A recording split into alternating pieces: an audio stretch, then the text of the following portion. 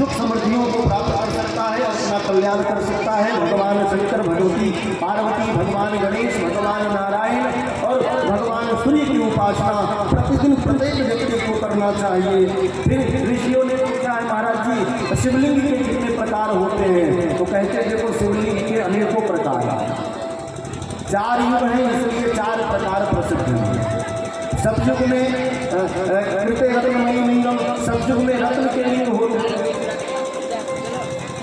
त्रेता में स्वर्ण के लिंग होते थे, द्वापर में पारा के लिंग हुआ करते थे और कलयुग में पाषाण के शिवलिंग होते। संसार में 5 प्रकार के शिवलिंग की पूजा होती है, बहुत ध्यान से सुनिएगा। कहते 5 प्रकार कौन कौन से? एक प्रथम है जो स्वयं लिंग है, जो अपने से प्रकटे हैं, ये सर्वोत्तम है। दूसरा स्थान है जिनकी प्रतिष्ठा गुरुजनों ने की हो। तीसरा स्थान दिया है, कहते हैं नर्मदेश्वर शिवलिंग की पूजा, ये तीसरे स्थान पर है। और इसी प्रकार से महाराज जी समाज के द्वारा जो प्रतिष्ठित की जाते हैं उनकी पूजा है। और इस प्रकार से महाराज शिवलिंग की महिमा बताई। भगवान शंकर के शरीर पर जो भस्म अर्पण किए जाते हैं उन भस्मों की महिमा बताई। कहते हैं भस्म 2 प्रकार के हैं, एक है चिता भस्म, एक है यज्ञ का भस्म। भगवान शंकर भस्म से स्नान करते हैं। कुछ मान्यता है कि चिता के भस्म से भगवान शिव प्रसन्न होते हैं, पर हमारे वैष्णव आदि पुराणों में भगवान शंकर के लिए चिता भस्म नहीं यज्ञ का भस्म धारण करने का प्रसंग वर्णन मिलता है। भगवान शंकर के 2 प्रकार के स्वरूप हैं, एक तो वैष्णव स्वरूप है और दूसरा अवघड़ स्वरूप है।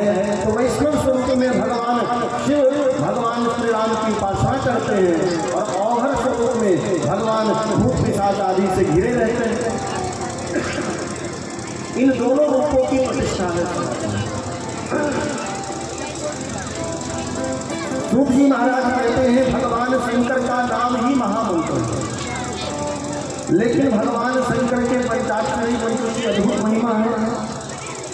ओम नमः शिवाय, प्रणव सहित ओम नमः शिवाय का जप करने से कहते हैं मनुष्य जो है वो सभी प्रकार के सुख को प्राप्त करता है और बड़ी महिमा है। ऋषियों ने पूछा महाराज जी महिमा तो बहुत बड़ी है, पर स्त्रियों को इस मंत्र का उच्चारण नहीं करना चाहिए। सूत जी महाराज कहते शास्त्रों ने तो मना किया है, पर मंत्र के उच्चारण के लिए मना नहीं किया। तो कहते हैं मंत्र का जप तो स्त्रियाँ कर सकती हैं, लेकिन ओम का उच्चारण स्त्रियों को नहीं करना चाहिए। तो करना क्या है? बोले ओम हटा करके नमः शिवाय स्त्रियाँ जप सकती हैं, नमः शिवाय। अथवा तो कुछ महापुरुषों का कहना है कि ओम शिवाय नमः, ऐसे भी इस मंत्र को जपा जा सकता है। सूत जी महाराज कहते हैं कलिकाल में मंत्रों का सेवन जरूर करना चाहिए।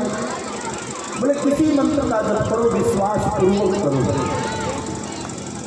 विश्वास से मंत्र का जप करेंगे तो मंत्र से कृपा मिलती है, और यदि भरोसा नहीं है, विश्वास नहीं है, तो कितनों कुछ कर लो कोई फायदा होने वाला नहीं।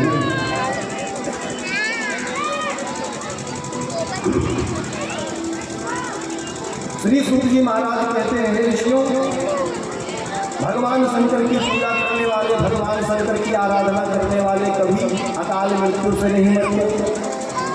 कदाचित उनके जीवन में यदि अपमृत्यु हो तो भगवान शंकर की कृपा से वो अपमृत्यु टल जाती है। भगवान शंकर की कृपा से सद्यः करत्र पुत्रादि धन धान्यम प्रदम विजाह। भगवान शंकर प्रसन्न होते हैं जो शिव की पूजा करते हैं, और भगवान शंकर उन्हें पुत्र पौत्र आदि प्रदान करते हैं, धन धान्य से उनका घर भरते हैं। ऋषियों ने पूछा भगवान शंकर का प्रसाद पाना चाहिए कि नहीं पाना? तो सूत जी महाराज कहते हैं देखिए प्रसाद पाने में किसी भी प्रकार से अनुचित है ऐसा कहा नहीं जा सकता। प्रसाद भगवान का अवश्य ही ग्रहण करना चाहिए। लेकिन कुछ पुराणों में ऐसा वर्णन है कि भगवान शंकर का प्रसाद वैष्णवों को नहीं पाना चाहिए। यदि कोई वैष्णव शिव प्रसाद भक्षण करते हैं तो उनको दोष लगता है। कुछ एक कथाओं के कारण, पार्वती के श्राप के कारण शिव प्रसाद नहीं पाना चाहिए, ऐसा लोग कहते हैं। एक बार शंकर भगवान को पार्वती जी ने श्राप दे दिया कि आपका प्रसाद जो पाएंगे वो कुत्ते की योनि प्राप्त करेंगे, वो कुत्ता बनकर जन्मेंगे। तब से समाज के लोगों ने शंकर जी के प्रसाद का तिरस्कार कर दिया, त्याग कर दिया। हम कुत्ता कौन बनेगा, है ना? बहुत से लोग कहते हैं महाराज जी हम शिव जी का प्रसाद नहीं पाते, शिव जी का प्रसाद पाने वाला कुत्ता होता है। और महाशिव पुराण कहती है शिव जी का प्रसाद यदि आपके शरीर से स्पर्श मात्र हो, आपने पाया नहीं, केवल आपके शरीर में प्रसाद का स्पर्श हो जाए तो उस प्रसाद में इतनी सामर्थ्य है कि महाराज उस मनुष्य के सारे पाप नष्ट हो जाते हैं और वो शिव लोक को प्राप्त होता है। लेकिन ये ना आने वाली बात, ये बीमारी तो है, बड़ी मुश्किल है कदाचित मेरी बातें आपको अटपटी लगेगी, पर ध्यान दीजिएगा शिव जी का प्रसाद अवश्य पाना चाहिए। सूफी कहते हैं किसी भी मंत्र से आप दीक्षित हो, भगवान के किसी रूप की आप उपासना आराधना करते हो, यदि आपके मन में भगवान शंकर के प्रति प्रेम है, यदि आपके मन में शंकर भगवान के प्रति विश्वास है, यदि आपके मन में शिव जी की भक्ति है, तो आप प्रेम से शिव प्रसाद ग्रहण कर सकते हैं, कोई दोष नहीं लगेगा। और बात रही कुत्ता बनने की,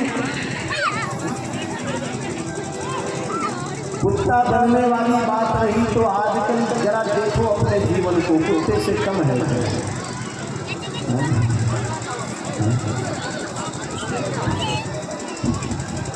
एक महात्मा बोले आजकल तो आदमी से ज्यादा भाग्यशाली कुत्ता है। अरे कुत्ता एयर कंडीशन कमरे में रहता है, बड़ी बड़ी महंगी महंगी गाड़ियों में घूमता है, जिस गाड़ी का आप दर्शन करें तो भी पैसा लगा। तो बताओ कुत्ता भी बनना बुरी बात नहीं। अरे जब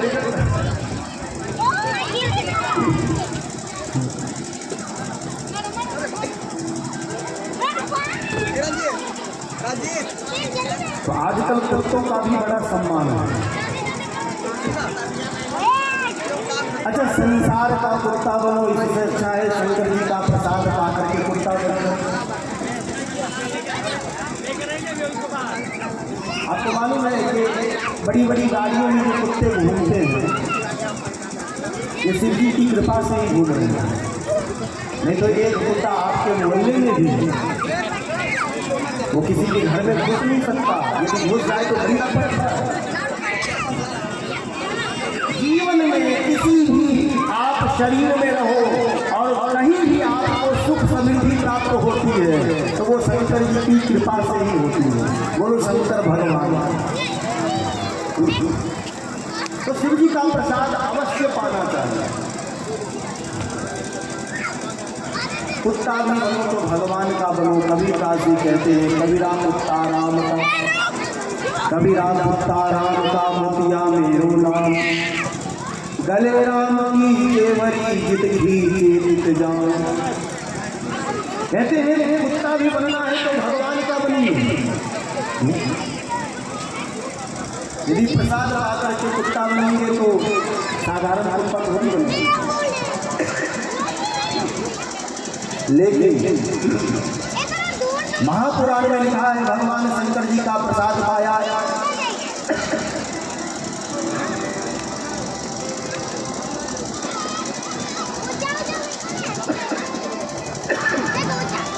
आचारहीन संस्कारहीन गुणनिधि ने निधि पर भगवान शिव की ऐसी कृपा हुई कि गुण निधि को कुबेर बना दिया। शिव जी का प्रसाद पाने वाला कुबेर बनता है, कुत्ता नहीं बनता। महापुराण के वचन है। बोलो शंकर भगवान की।